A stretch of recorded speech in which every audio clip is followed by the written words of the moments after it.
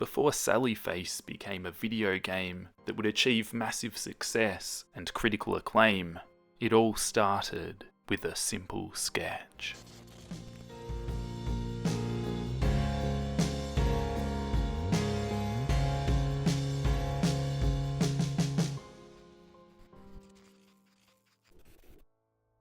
The Complicated History of Sallyface, a blog post by Gabry, aka Portable Moose, an independent game developer from Pittsburgh who created Sallyface. I get asked all the time where the idea for Sallyface came from and what inspired me to make the game. I also went through a lot of personal struggles while creating the first 2 episodes, so I thought that topic would make a good starting point for this blog. Around 2006 to 2007, I sketched a creepy character, as per usual, and the name Sallyface just popped into my head. Over the next few weeks, I began to imagine this character and what his life would be like. A boy with a girl's face sewn on. I imagined him living in an apartment building filled with odd tenants. His best friend would be a lazy stoner who wore a cape and lived in the basement. This was the genesis of Sal and Larry. Here are the original sketches from that time. A few months after those initial ideas began to form, I had already created a backstory for Sal. That's when I ditched the sewn-on face in favour of the prosthetic mask. A world that he lives in, a cast of characters, and different stories I could tell within that universe.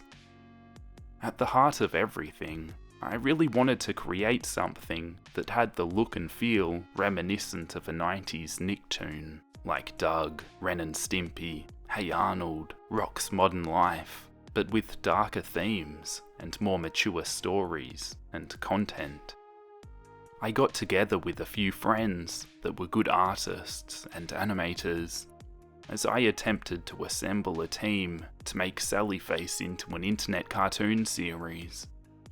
Everyone got into the idea at first, and were all excited to start this project. However, between work and school schedules, no one could commit enough time, and things quickly fell apart. Sallyface sat in the back of my mind for 7 years as I moved on to other projects. In 2010, I started a small indie game team, Wither Studios, with some friends. We developed a game called Crowman and Wolfboy that released in 2013 on mobile platforms. The game got great reviews from the media and users and was downloaded over 600,000 times. Despite all that, we still struggled to make money off of the game. Because of this, the team voted to abandon development of the planned expansions to the game. This had me pretty bummed for a while, because I had some awesome ideas for the direction of that game that I was really excited about at the time.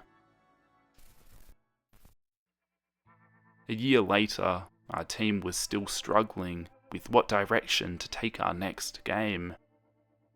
Eventually, at the end of 2014, we lost 2 of our team members over the conflict.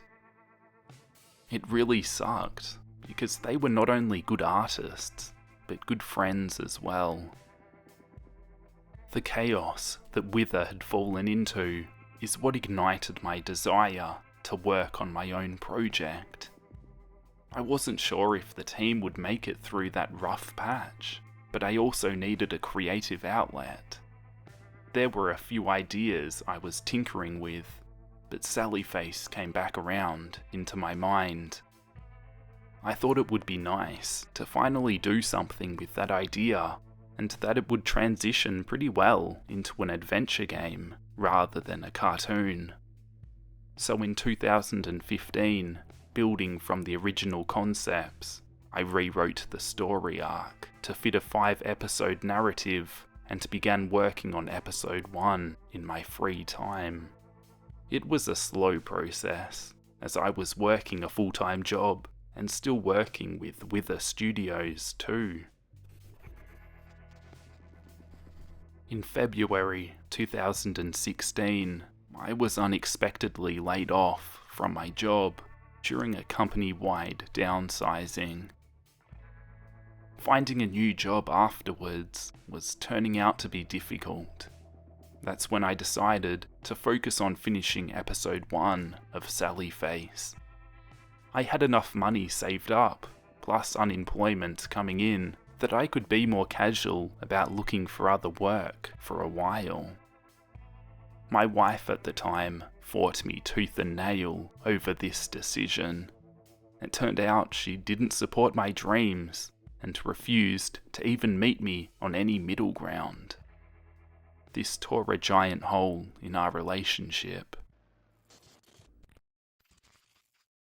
That summer, I moved out and stayed with my parents while we figured out what we were going to do. During that time, I was able to finish up development on Sally Face Episode 1, Strange Neighbours.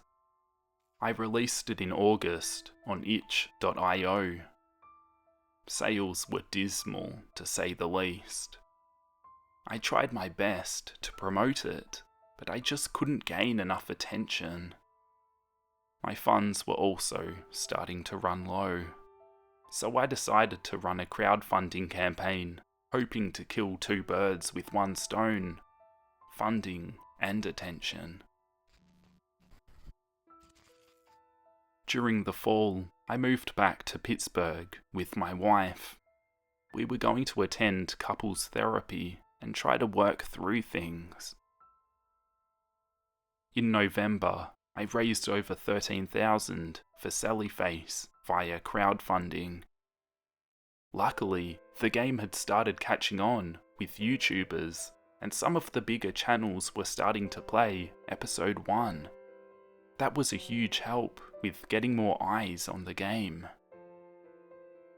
In December, I had released Sally Face on Steam to great reception. I was finally able to focus my full-time efforts into making a game and not having to worry about finances. Things were seeming to look up when tragedy reared its ugly head again. A very close family member of mine was reported missing. I don't want to name them out of respect for their privacy. They left a farewell note. I was 7 hours away. The next few weeks were the darkest, saddest, and hardest times of my life. Thankfully, the police found the family member still alive. After days in recovery, a second attempt, and then more days in recovery, they are doing much better now. Obviously, this slowed the production of episode 2 down quite a bit. Even after I had returned home, I was still dealing with a deep sadness over what had happened. Working on episode 2 actually became helpful for me in what I was struggling with internally.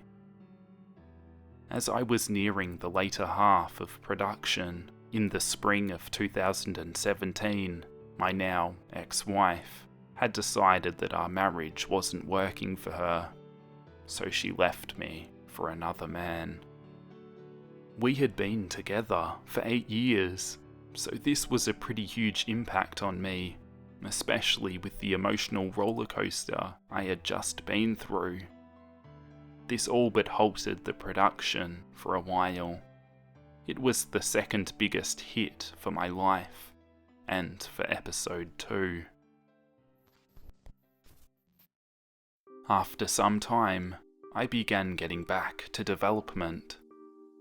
Working on the game again became very helpful in getting me out of the dark hole I was isolating myself in. Seeing all the excitement of the fans and how much the fandom was continuing to grow was also a big emotional gain when I needed it the most. I can't say how much I still appreciate seeing the excitement from fans every day. Sally Face Episode 2, The Wretched, was released in July 2017 and was even bigger and better than Episode 1. Development of Episode 3 has gone much smoother than both Episode 1 and 2. I'm in a healthier emotional place. I don't have negativity around me dragging me down. I feel great about my future and the future of Sally Face. I'm crazy excited to start on episodes 4 and 5 and can't wait to see people's reactions as the mystery unfolds. My goal with this post wasn't to write a sob story or gain pity points, but to tell the story of Sally Face as it intertwined with my life. I got dragged through the shit, but that's part of life. When I got knocked down, I stood right back up, held my ground, and forged ahead. Life is full of ups and downs. After all, we couldn't have joy without sorrow. Creating interactive experiences to share with people around the world is an amazing feeling. I would never want to do anything else, and will likely be making games until they bury me in the ground. That's about it for this video. I hope you enjoyed it, and if you'd like me to continue the story, talking about what went into creating Sally Face, let me know. There's more to it, and I'd be happy to make another video, maybe drawing Sally Face without the mask. That could be fun. So if you enjoyed it, give it a thumbs up and subscribe. That really helps out my channel in the YouTube algorithm. And as always, thank you so much to my patrons. You guys really help out and make this channel a sustainable thing for me to do and keep putting so much time into. So thank you guys so much. If anyone else wants to help support me that little bit extra, go check out my Patreon. There's a bunch of different tier levels and you can get some different rewards like creepypasta stories and some other stuff. But I'll catch you guys in the next drawing video. I'll see you then. Bye.